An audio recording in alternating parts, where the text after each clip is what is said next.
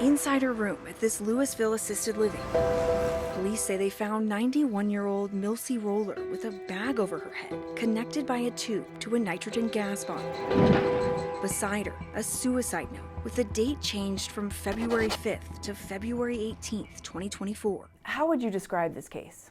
Well, it's a sad and tragic case. What investigators found next, Boulder District Attorney Michael Doherty says clearly broke the law. An indictment obtained by Denver 7 investigates. Details text messages, purchases, and planning. Prosecutors say crossed the line from right to die into felony manslaughter.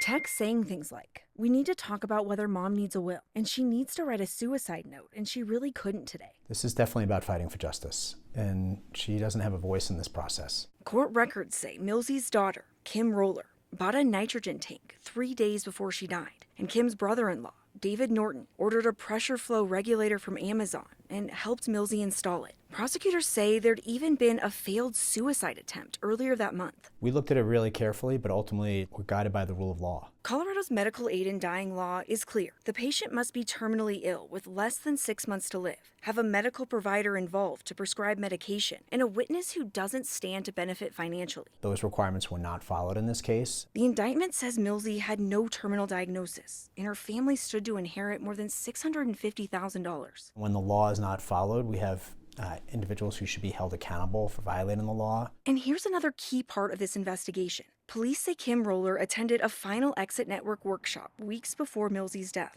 at the Lodge at Balfour, the same facility where Milsey lived.